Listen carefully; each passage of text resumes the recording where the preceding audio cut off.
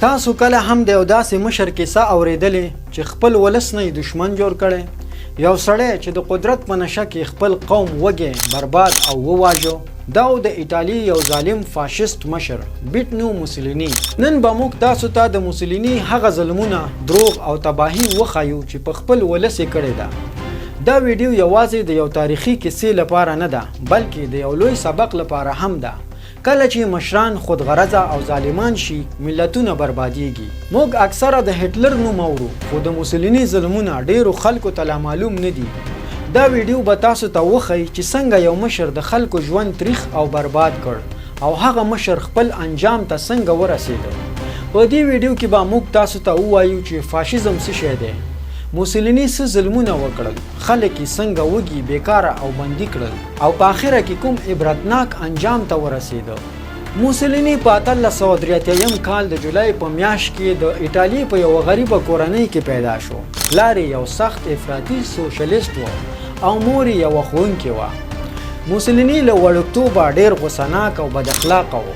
دا ماشوم د ښوونځي نه څو ځلې وشړل شو ځکه چې غصه یې نشوه کنټرولولی. د استادانو سره به یې جنجال کوو، د نورو زده کوونکو سره به یې جګړې کولې او د سخت مزاج نه ډک شخصیت و. موسولینی خپله ځواني د ښوونکي په توګه شروع کړه، خو ډېر زر سیاست ته داخل شو. اول سوشلیست شو، خو د نړیوال جنگ وروسته د هغه فکرونه بدل شول. کله چې جنگ شروع شو، موسولینی د سولې خلاف خبرې کولې. ده به ویل ایټالیا باید جنگ وکړي که نه کمزوري کیږي. د همدې خبرو د وجې هغه د سوشلیستي ګوند نه وشړل شو. نو موسولینی خپله مفکوره جوړه کړه، یعنی فاشیزم. فاشیزم یو ډول حکومت دی چې په دې کې یو سړی هر څه کنټرولوي، فوز، قانون، رسنۍ او حتی د خلکو د خولې خبرې. ازادي پکې نه وي. خلک باید یوازې د مشر خبرې ومني. که د مشر خبرې څوک نه مني، یا بندي کیږي یا وژل کیږي. موسولینی دا فکر خلکو ته داسې ښوده لکه وطن پالنه. موسولینی یو ډېر ښه ویناوال و. ده به چغې وهلې، لاسونه به یې پورته کول او خلک به یې جذباتي کول. ده به ویل زه ایټالیا یو لوی قوت جوړوم. خلک له جنگ، فقر او بېنظمۍ ستړي وو.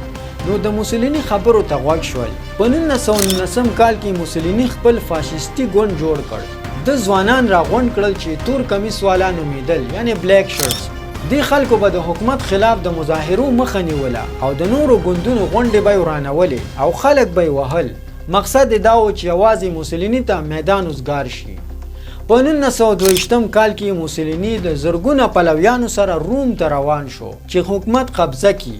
دې ته وایي مارچ آن روم. پاچا نه غوښتل چې کورنۍ جګړه شروع شي، نو هغه موسولینی راوغوښته او ورته وویل تا صدراعظم کوم، خو جګړه مه کوه. موسولینی ورسره ومنله او ورته وویل چې یو کال پورې به ماته لکه د ډیکټاټور واک راکوي. پاچا ورسره ومنله. هغه سړی چې د خلکو لپاره به یې غږ پورته کاوه، همغه سړي بیا په خلکو تر ټولو زیات ظلمونه وکړل. دا داسې و لکه یو ډاکټر چې د ناروغانو وژل شروع کړي. فاشیزم یو داسې سیاسي نظام ته ویل کیږي چې یوازې یو مشر دی وي. هغه هره فیصله چې وکړي، خلک باید یوازې اطاعت وکړي او که هر څوک مخالفت وکړي، یا ورکیږي یا وژل کیږي. یوازې یو مشر وي، نور هیڅ نه. یعنی موسولینی خبره قانون ده. نه عدالت منل کیږي، نه ولس منل کیږي. ویره، زور او ظلم پکې عام وي تر څو خلک کنټرول کړي. موسولینی د فاشیستانو یوه ډله جوړه کړه، تور کمیس والا. دا کسان به په ښارونو ګرځېدل، خلک به یې ویرول، مخالفین به یې وهل او بې عزته کول، او چا به چې د حکومت خلاف غږ پورته کاوه، یا به یې زندان ته وړو یا به یې واژه. موسولینی خلکو سره وعده کړې وه چې زه به تاسو ته روزګار در کوم، ایټالیا به ستر طاقت جوړوم. خو کله چې واک ته ورسېده، خلکو ته یې روزګار نه بلکې جنگ، ویره او لږه تنده یې ورکړه. کله چې موسولینی قدرت ته ورسېده، نو اول کار یې دا وکړ، ازادي ختمه کړه.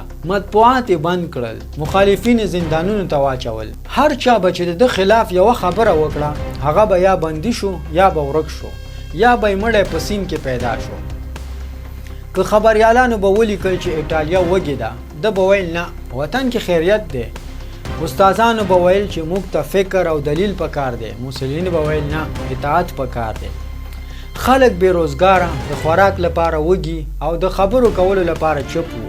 لکه یو داسې زندان چې دیوالونه نه لري. خلک دومره ویریدلي وو چې د شپې خوب به هم نشو کولی. موسولیني غوښتل چې نه څوک خبرې وکړي نه څوک سوچ وکړي. کله چې موسولیني ولیدل چې هټلر په جرمني کې قوي شوی، نو موسولیني د هټلر سره تړون وکړ او د نازي جرمني ملاتړ وکړ. دواړه یو بل سره متحد شول، یعنی که یو جنگ ته ځي دا بل هم پکې شمولیت کوي. موسولیني خپل فوزونه یونان، افریقا او نورو ځایونو ته ولېږل، خو دې فوزونو نه وسلې لرلې، نه روزنه، نه خوراک، یوازې وږي، ستړي او ناکام عسکر وو. د جنگ د وجې خوراکي مواد ختم شول، خلک د شپې بمبار شول، ماشومان یتیمان شول، کورونه وران شول، اقتصاد صفر شو. خلک ورو پوه شول چې دا جنگ د دوی نه دی، دا د موسولیني جنون دی، لیونتوب دی. ولس خفه شو، بازارونه وتړل شول، خلکو پشي شاه موسولیني ته بد رد ویل.